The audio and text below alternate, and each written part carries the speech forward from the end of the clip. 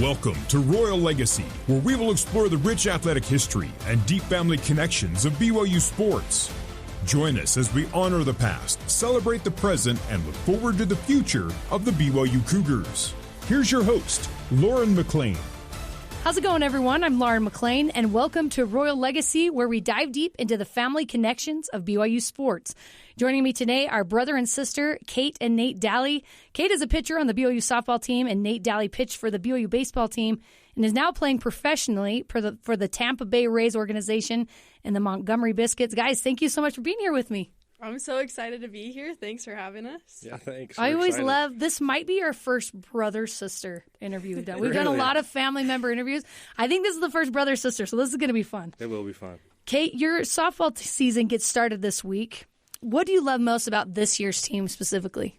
I mean, this year we are stacked in every way. I mean, offense will be super good. A lot of new faces to our lineup this year, and that's always exciting to see how that's going to play out. But our defense, I mean, there's no stopping us. I mean, we got 3 new pitchers this year, and then we got a couple back from injury. So we're looking good on all platforms, and we're ready to play. We're ready to get on the real dirt and out in the warm weather. So. I'm sure we're all ready for the warm weather. But yeah, Yes. Something special about softball and baseball season because it's kind of like the first inkling that spring's coming too, which I love. I think you guys were picked to finish 5th in the Big 12. How do you feel about that preseason ranking? I am so excited. I mean, last year we weren't picked to finish very high, but I felt like we did pretty good for our first year in the Big 12. I mean, this year we're not happy with the 5th ranking. Like, obviously we want to be better and do better than that, but I mean, sky's the limit, right? So I think that just kind of shows that we can compete in the Big 12 and that we will, and we are going to. So I love it. Nate, you report to spring training on February 12th. Is that right? No, I'll go back. So that's when big league guys go. Oh, okay. So when do you report? I'll go with the 24th. So I'm the 24th. About 12 days later. So okay, that's big league camp. I'll go to minor league camp. So I'll report the 24th of February. So I'm sure it's a grind, but is that something you're excited to get back into? Yeah, I mean, we ended in the end of September, almost the start of October. So it's been a good chunk of 5 months. It's time to get back and going. I know you're excited when the season ends because you get to come home. Yeah. You're able to see, okay, hey, the seasons are actually changing instead of Montgomery, Alabama, where it's hot, sweaty, muggy, humid. And then you get to come back to Utah and you see the colors changing in the mountains and all that type of stuff. So it's good to come back, but now it's been the 5 months. It's time to go back and put the work in. 5 months is a big off season. What do you do to kind of keep in shape and keep in baseball mode? Yeah, I mean, at the first little bit of the off season, it's kind of just decompress from the season because we go from, like I said, February to end of September. So it's a full 8 months. So you're just grinding day in and day out. You only get 1 off day a week, which is different than the big leagues. The big leagues, they maybe get 2 to 3 off days a month. We get that we get it every other or every week. So we get Mondays off. And so it's kind of nice to have that where you can kind of decompress in season and kind of just, all right, 6 days in a row on the road. You play 6 games on the road there and then 6 games at home. So it's kind of a lot. You're there at the baseball park all day, every day from 1 to 11 o'clock at night just because that's the rigorous schedule we play. So it's kind of nice to come back and decompress. But about a month in, you're like, holy cow, I'm bored. Like, what do I do? I need to get off the couch. I need to stop watching YouTube. It's time to get back into shape and get rolling. So I go up to a facility in Salt Lake, Mountain West Baseball Academy. We have a couple guys that are from the state of Utah that go and train there. And so it's just nice to have, I mean, mainly pitchers. Yeah. So it's kind of nice to have those guys there that you can bounce ideas off and be like, okay, hey, what did you see in your season that kind of helped you? This is what I saw. I stayed healthy this way. How did you stay healthy? What can I give you that you can give me back to kind of just mesh together and see what the next year brings. So it's fun. That's nice. Yeah. And then it gets you amped up for the season to come. Oh, for sure. I'm better. I'm ready to go. Yeah, you got those guys there that are competitors. Yeah, and right. so if you surround yourself with competitors, then you're ultimately going to bring that out of yourself. And so I'm like, all right, watch this. I'm going to paint this fastball in the outside corner, and you got to do it too. So if you can't, then I'm better than you. That's kind of what you do. That's so cool. Well, you're a phenomenal pitcher, and I want to know, what's it like watching your baby sister compete at the highest levels of softball as a pitcher herself? It's very impressive. I mean, last year she was a true freshman, should have been a senior in high school. My parents didn't hold her back. I mean, she had a late birthday, but didn't hold her back. Just said, hey, you're going to go to school. She went to BYU, and first year in the Big 12, she got some big-time saves against Oklahoma, at Oklahoma, which were they the number 1 team in the country at that time? They were ranked number 2 at the time, but ended up winning the national championship. So. And so just to kind of just to see that and see the way that she competed all year as a true freshman is very impressive because, I mean, I went a different route than her, and just seeing how competitive and how hard sports are, especially at a big-time Division I school in a Power 4 conference, playing some of the best teams in the country day in and day out, and watching her compete and just dice was insane. It was really cool to watch, and it made me super proud, and it's probably cool because she got to watch me and my brothers play baseball all the time, and so it kind of probably instilled that into her that, hey, if you go out and compete, you're going to be successful. Which I want to talk about that with you because you got to watch your brothers as well. But I'm still kind of dying that your friends were in high school and you're like, oh, well, I'm pitching against Oklahoma, like this big time team. Like it's just kind of crazy, that dynamic. But so you have 2 older brothers playing baseball professionally, including Nate. What's it like watching your other brothers chase their dreams in baseball?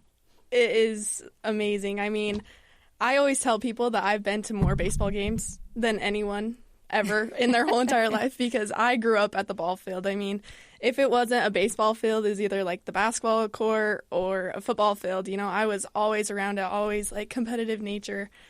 So growing up, especially like watching Nate and Jake, I kind of like fondled my love for sports. Like that's where I kind of got it from, and watching them compete and being like this big, I don't know, like they're like my idols, right? Like that's who I looked up to, and that's who I wanted to be like.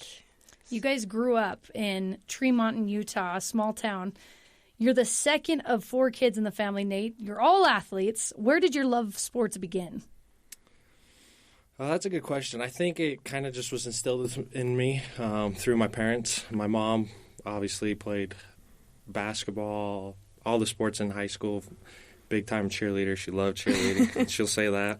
But my dad also, he played basketball and baseball in high school. And so just growing up as a kid, I think that was the big-time push was you're going to play sports. You're going to – like I enjoyed every single second of it. Obviously, there's hard moments that you go through that you lose games that you shouldn't lose, and you're like, oh, this sucks. But that's what helps you learn. I mean, and so just being taught it from a young kid that – I mean, my dad was a diehard Steelers fan. I'm a diehard Steelers fan. That's just the way I'm raised. He served his mission in Pittsburgh, so he came back, and everyone asked me, like, hey, you're from Utah. Why do you like the Steelers? I'm like, because my dad taught that to me. Like, that's what it is. And so I think that's what it is. It's just from a young age, my parents were like, okay, hey, you're going to play sports. They went to college at Utah State. Sorry. It's not BYU. But we chose we chose the right side, so up there, they loved going to the Spectrum and watching Utah State basketball games and the football games and all that type of stuff. And so they just instilled that into us as a young age that, hey, sports are fun. It keeps you active. It keeps you outside. I mean, in Tremont, and there's really not much to do. I mean, I grew up with 500 kids in our graduating class, which is still a good chunk, but it's not like these Salt Lake and Utah County schools that have thousands of kids in a graduating class. So, I mean, a lot of kids in Tremont are farmers. They're out there milking their cows, branding their cows. We had Bring Your Tractor to School Day at high school. Oh, my gosh, really? Yes. Yeah. So people were driving their big, fantastic. Their big John Deere combines. tractors. Yeah, their combines and stuff. Whoever brought the biggest tractor was the coolest that day. They'd bring, like, ride your horse to school day because they had a corral outside for the agricultural side of our high school. And so there was really nothing much. Our parents got a little hoop for us, and we started playing basketball. We'd play wiffle ball in the backyards. We'd play backyard football. I mean, this is typical stuff that you do as a kid. It's just you don't want to go inside until it's bedtime, or until mom says, "Hey, it's dinner time," and you got to get in the tub. So, did you guys grow up on a farm? Were you guys a farming family as well? We did not, but we grew up with many friends that we would go out there and shoot the rabbits with them, or shoot clay pigeons and help them herd their cows and that type of stuff. Okay. Kate, so with your parents being diehard Utah State fans, how did they feel about you guys choosing BYU? My dad still has the hardest time today wearing a BYU shirt. So, like, the closest you can see him repping anything BYU is the color, like, royal blue. Yeah, like, that's as far as he'll go. Nothing with the logos. He won't do anything like that. We've tried our best to throw in some shirts like that and say, hey, Dad, come on. You got to switch over to the good side.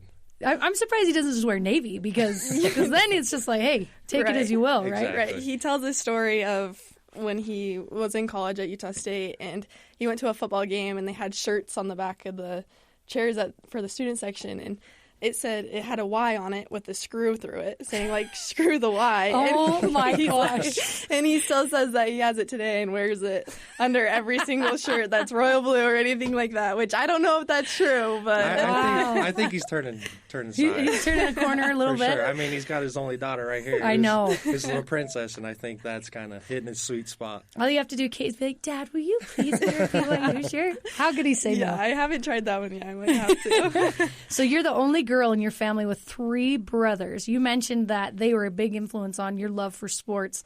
Were you pretty competitive with them growing up? Oh, yes. I mean, 3 brothers, you have to hold your own, right?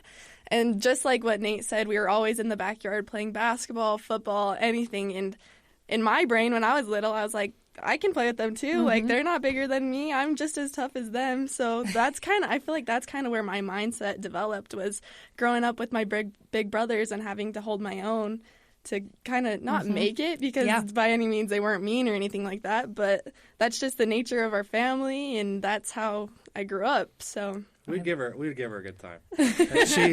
I mean, being the only girl, you kind of got to be the diamond in the rough. Right. And so she had to learn how to be roughed up and tumbled a little bit, just because me and my brother would give her the work sometimes and say, she's like, all right, hey, you guys aren't going to knock me down. I'm going to get back up and go, and you're going to get my best. She had to. I feel bad for whoever you end up marrying, Kate. Oh, me too. Trust me, it's already bringing someone home today. Good luck. I'm so sorry in advance. Nate, you're a tall guy at 6'6". I think someone that sees you would immediately jump to basketball, right? Like, oh, this guy's got to be a basketball player. So how did baseball become the favorite sport for you? I loved all the sports. I mean, in high school, I played all 3 sports up until my junior year, and then I kind of decided that football wasn't the right route. I mean, it's a barbaric sport. You're getting crushed every play, every single snap, and especially at my high school, you had to play both sides. And I kind of figured, like, for me to make it to the next level and to kind of take that burden off my parents to get school paid for was baseball. And I kind of hit my niche when I was junior in high school. The summer going into my junior year, I was playing summer baseball. Baseball is typically a year-round sport. I mean, you got to be playing all the time. And so I said, all right, I'm going to be done playing football. I'm going to play fall baseball and kind of set myself up to get scholarships to go and play at the next level. And so I stopped playing, kind of fell in love with baseball just because I was a good pitcher. Couldn't really hit the baseball that well. I mean, I thought I could. I'd occasionally run into one and hit one a long ways. But I did a really good job pitching, and so I could command the baseball very well. I didn't really know how to spin it to where I do now, kind of off-speed stuff. But it just felt natural to me is what happened. And so I decided to quit playing football, played basketball just to keep me in shape, because there's really not much you can do in the winter here in Utah. I mean, you got to hopefully have it indoor at your high school, which we did. And so I'd kind of play a couple catch play a couple times throughout the week while we're playing basketball, getting ready for the basketball and baseball to come up. And so I'd go play baseball and went around all over the country playing baseball with some teams here in Utah and then a couple California preps type stuff, and got offers and said, all right, baseball's the route. Let's go. Basketball's tough. I mean, you look at the basketball team here at BYU, to be in a good school, I mean, there's only 2 rounds in the NBA draft, but most of the big men here, I'm a point guard size. Yeah, that's 6'6". You're a point guard. I'm not built like a point guard. I'm about 6'6", 250 pounds. That's not a typical point guard build. So you're built like Aaron Judge. Yeah, he's a big boy. So I was like, all right, baseball is going to be the route. I can throw baseball hard, and so let's go with baseball. Makes sense. I love it. And Kate, you played basketball and volleyball and softball in high school. How did softball become the sport that you knew you were good enough at to play at the next level? So mine was kind of like the same story as Nate. I loved playing volleyball. I loved playing basketball, and I mean, I wouldn't trade it for the world. I kind of blame that for how good I am at softball, you know. But I really loved softball, and I loved how I could connect with my family with softball too. I mean, I talk to Nate and I pick his brain, especially when I was younger and in high school. I didn't really know much, and I had Nate that was going to go play college baseball, and then Jake that was already at a D1 college, right? So I kind of understood softball a little bit more than I understood volleyball and basketball, and I just felt like my skills in softball were ultimately better than the rest. So that's kind of how I ended up with softball, just because I love it, and I don't know, I put the most time and effort and hard work into it. So in both pitchers, which is interesting. So did you get into pitching because of your brother as well? I wouldn't say because of them. I mean, I started playing when I was little, so I kind of played everywhere. I mean, I started out as a second baseman, and I was at second base, and I was like, man, this kind of sucks. Like, this is slow. I'm not part of every single play. I'm going to touch the ball every time. I get a ground ball every, 8 pitches, maybe that, not even. And so I was finally like, hey, Dad, maybe I want to, start pitching. And I don't know, in baseball and softball, pitching is completely different because Nate, I mean, this sounds amazing. They go throw 80 pitches, and then they're done for 3 days. But me, I can go as many pitches as I want, and however many days, I can throw as much as I want. So, I don't know, I just kind of wanted to be involved in every single play and every single pitch. So that's how I decided to be a pitcher. And I love it. Sky's the limit from now, so. True competitor right there. Nate, before transferring to BYU, you played at Southern Idaho, and you served a mission in Mexico City at some point in there. How did the opportunity come about to become a Cougar? Good question. So I came back from my mission. I was originally committed to Utah Valley, and that was out of high school. So I went right out of high school, came back, and they pulled my scholarship. Like, you're not good enough. We didn't think you were going to come back and want to play. So I was like, all right, we'll move on. And so I got in contact with the guy I knew before. He was the national cross-checker for the Atlanta Braves, and he said, all right, one of the best pitching coaches in this west side of the U.S. is at College of Southern Idaho. And I was like, what? In Twin Falls, Idaho? Yeah. So I was like, all right, cool. I'll go the JUCO route. I went up there, blew my elbow out the first year I was at CSI, which was literally 2 weeks before COVID happened. So it was kind of rough timing. The whole world was kind of collapsing at the time. I was lucky enough on the Friday the 13th of March, which was kind of a crazy day. I was just like, this does not seem like it's going to go well. It's Friday the 13th. I got to get Tommy John surgery. Like, what's going on? My whole baseball career is over. Like, what's going on? And so I got Tommy John. Thank heavens. I was the last non-essential surgery in the state of Utah before literally the next day, COVID shut the whole world down. No one could go out. It was a tough time. Baseball was on pause for all sports were on pause. Just life in general was on pause for people. And so I was like, all right, I'm going to use this time to get myself back into the shape I wanted to be. And so I was just rehabbing with the guy in Salt Lake that was really good. So I just rehabbing, getting myself ready because I was like, I don't want to just get an associate's degree and be done from there. So got healthy, made it back by the 12-month mark. So I was pitching again at 12 months, which is kind of really fast. Yeah. And then I was like, okay, hey, the one school I want to go to, talk to my pitching coach, is BYU. I want to go to BYU just because I want to find my wife. I want to just be around the people that have the same beliefs that I do. I had other offers to go to like Baylor, which is another church-sponsored university, but I was like, it's not the same. Yeah. I'm a member of the Church of Jesus Christ. I want to go to the school that's sponsored by them, which I had my brother go to the U, the school up north that we don't really want to talk about. You don't even mention their name. Yeah, and he had a rough experience there. He's just like, it's not what it is. And like, go to BYU because they have the same foundation as us as a family. They have very pretty girls. Well, hopefully you find your eternal companion there. And so I said, all right, Nick, I want to go to BYU. What can I do to get there? And so we just kind of had a good season. I was throwing really well, throwing really hard. the recruiting coordinator, who's not here anymore, called me and said, "Hey, we got you a scholarship offer. What do you think?" And I said, "Done deal. Let's go to BYU." So I came to BYU, and the rest is history. You manifested it. I did.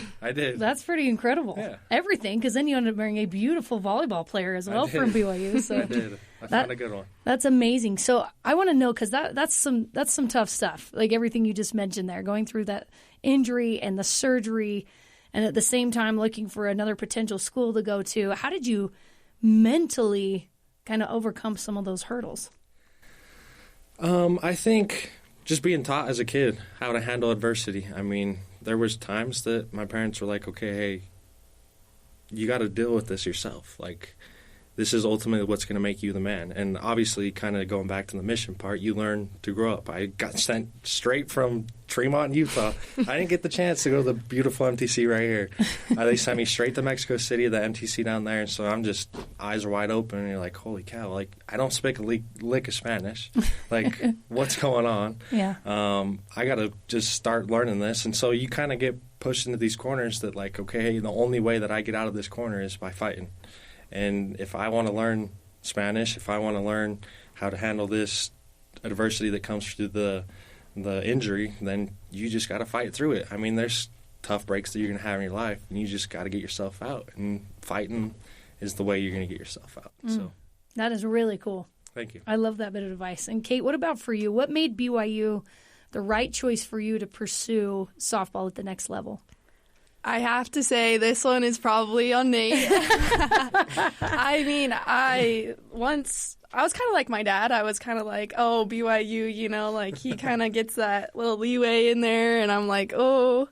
Anyways, I show up to Nate's games, and I'm instantly like, the baseball field's connected to the softball field, and I walk over there, and I'm like, holy cow, like this stadium's huge. The field is awesome. The big Y, football's like, scoreboard in the back, and then you have like the mountains on the other side. It's just amazing.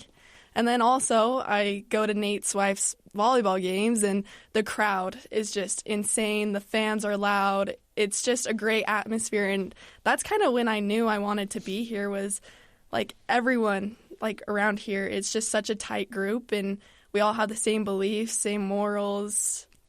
Everyone wants you to do good. Everyone's super nice. I can't believe that. Everyone's super kind.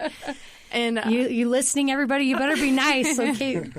No, yeah, but I don't know. I kind of blame Nate for that one. Just going to the ball field and kind of experiencing through him what he went through and everything that he got, and all the experiences, all the gear, everything. And it kind of opened my eyes wide open, and was like, you know, this is the place, and this is where I want to go. So that's kind of how I started being a fan of BYU and wanting to come here. There's nothing like Miller Field. That's true. It's nothing. It's fantastic. Especially when you got the both sides of the field, where you can look back and you see the big football stadium, the big Y, and the new scoreboard, and then you go to the other side through the other portals, and you see the Wasatch Front, and you're like, holy cow, it's right here. Like, I have many teammates that I still play with, and like, is that real? Like, that's not CGI. I'm like, no, dude. That's what it looks like. You can literally see, we start in March, and you can see the snow still on the mountain. Like, it's insane background. It's cool. So awesome. Yeah, and it's super fun when there's a baseball game and a softball game going on at the same time. And, I mean, my dad's a big fan of it because he'll just bounce back and forth. And, I don't know, you get, like, the best of both worlds right there. That's right. So. Come on, Dad. Be a wife fan. Kate, and I want to know from you, too, Nate, being a pitcher, that's like high stakes. All eyes are on you, right? And like you said, you touch the ball every time, where every single other position, it's like, hopefully you get it once a game, right? So what do you do to stay focused on the mound? We'll start with Kate.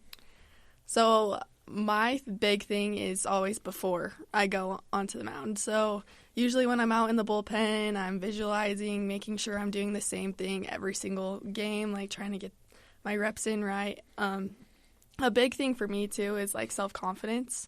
I mean, last year, kind of thrown into it all, like, kind of like a sink-or-swim situation, and I don't know, you kind of have to fight right there, and that's kind of what got me going through it all, is just the confidence part and knowing that I am good enough to be there and good enough to compete against these girls that are, I mean, I was playing against, like, Kinsey Hansen and Tiara Jennings, like, all these big girls that I grew up watching, and I was like, there's no way I'm pitching against them right now. So that's like the biggest thing for me is self-confidence and making sure that you're doing the right things to prepare in, like, either if that's breathing, visualization, or whatever. But I kind of learn all my things from Nate.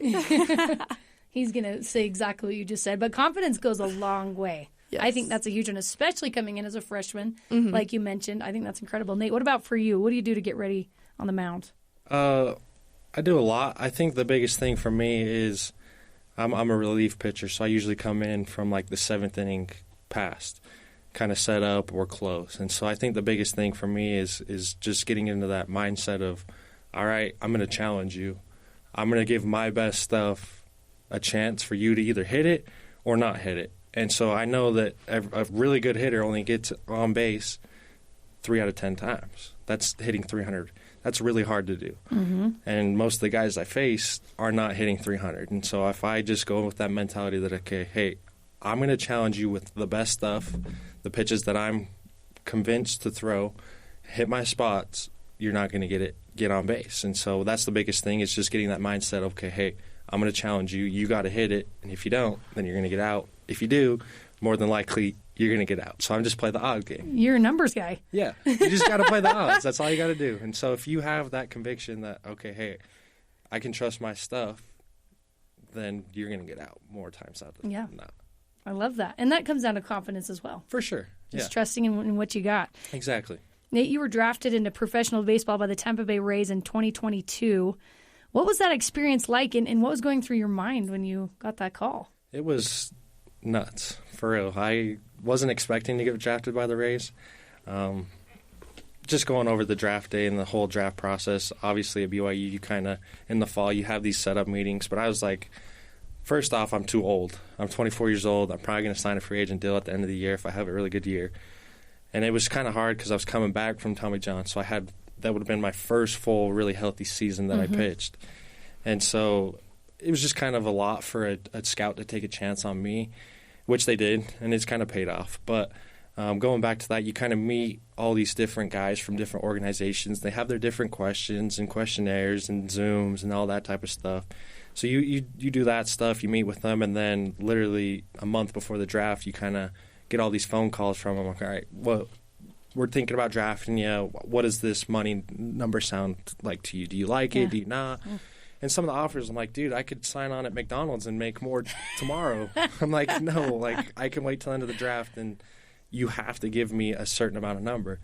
And so I was just sitting there, went down to California to visit my wife's family, and I got a phone call from an Anaheim number, and I'm like, is this like spam? What is it? So I just answered it, and it was a guy from the Angels organization, and they're like, okay, hey, we want to draft you. Does this number sound well? I was like, this is like really good. Like, I really would take this money. Like, we're good. And so I called my parents because Kate was down there for a high school tournament. I was there playing softball in Anaheim. In Anaheim. So it kind of worked weird. It was weird. It's just kind of like God's timing, it felt like. And they're like, okay, hey, I'm in Chino Hills, California. We're like 30 minutes from the stadium. He's like, oh, really? We're at the stadium. Like, we're running our draft stuff. Come down. So I went down there. We bought tickets. We got in. Got to meet all of the people that are on the scouting side of baseball. Got to meet some of the GMs, and like, all right, you're going to be part of the Angels organization.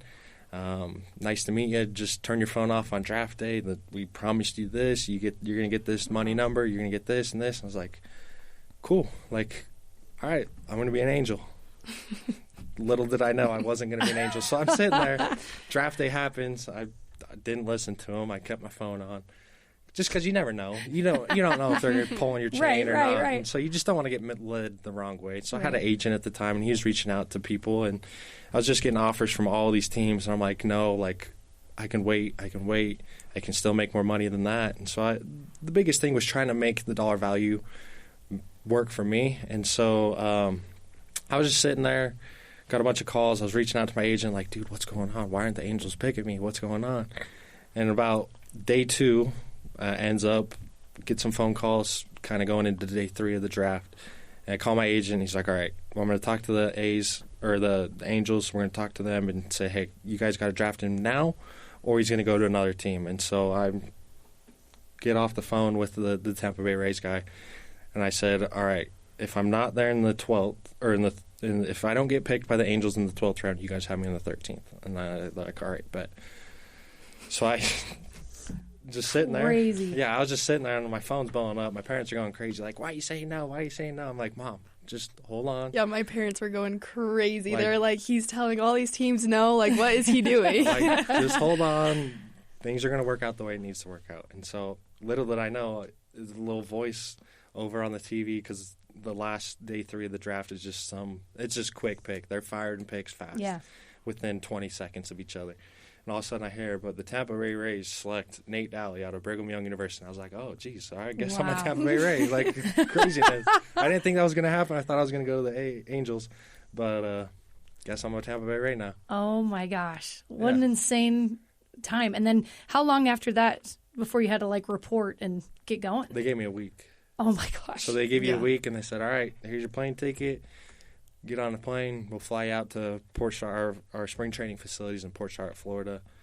And so I got on a plane, packed my stuff up. I was there for 2 months and came back for That's first little crazy. bit. Yeah. Kate, what was that like for you to just witness? Oh, it was insane. Like, I was feeling all the high anxiety, high stress, like that my parents were feeling, because I mean, everyone's on their edge of their seats. Like, what are you doing, Nate? What are you doing? But I don't know. It was such a cool experience. And then after his name was called, I mean, we did the whole big party. We went and got hats and jerseys and went to dinner. And I mean, it was just so cool, especially watching like my big brother. I mean, someone that I really look up to, getting called and getting to live out his dream that I know that he's been wanting for his whole entire life. And I don't know, it's just super cool and super special to watch him do that.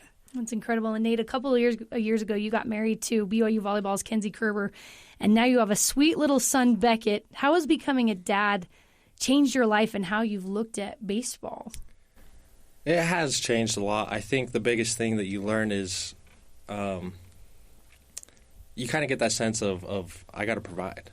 Like, I want this kid to have the best life. And it's kind of cool to see him. He's growing at such an unreal rate. He's awesome. It's cool to get married and have a kid, and you kind of learn that aspect. Okay, hey, like, I'm a father now. You don't really understand that aspect of life until you have a kid. You truly don't understand what real love is until you get married, and then until you have a kid. And so you kind of understand. Okay, hey, like, I'm doing this for them. I'm trying to give my wife and baby the best life that they can. And so just by putting in the work day in and day out kind of helps you establish that, okay, I'm doing the best that I can, and if it falls short, it falls short. There's always something else that I can do, but I'm giving it the best chance that I can to give Kenzie and Beckett the best chance of life, and also having him see, okay, hey, my mom put the work in, my dad put the work in. This is kind of the standard that we have as a family, is that I'm going to work for what I get. And so you kind of have to have that establishment of basics or norms in your family to kind of be successful. And so it's cool to see, it's cool to have a kid, but it also builds that fire inside yourself that I got to provide for these guys. And if I don't, then am I really fulfilling my job as a father? Right. Oh, that's a lot of pressure right there. It's good pressure. I mean, there's always pressure in life. And so if you have good pressure, then it's going to force you to do what you need to do to come out on top. I love that. And Kate, obviously sports has been a huge part of your life and your family's life. You're not married yet, but as you picture your family that you'll have in the future, what's something that you learned growing up, maybe from your own parents and your family, that you want to continue on with your family in the future? I mean, I've learned like so much, especially from my parents, my brothers, everything. And I think the biggest thing that I've learned is if you put in the work, it can happen. I mean, every single day I walk into the field and there's this big portrait of Nate on the wall, and it's almost like he's watching me, and not in a creepy way, but it's just like serves as a reminder that he did all these hard things and all this stuff to get to where he is now, and it really paid off for him. Like, look what he's doing. And I don't know, like, that's one thing that's really been engraved in me is however much pressure however hard you work or what you put into something is what you get out. So if I'm working hard every day, like sweat, tears, blood, everything, like I'm going to get that out of it, right? Like however hard you work is what you're going to get out. Ultimately.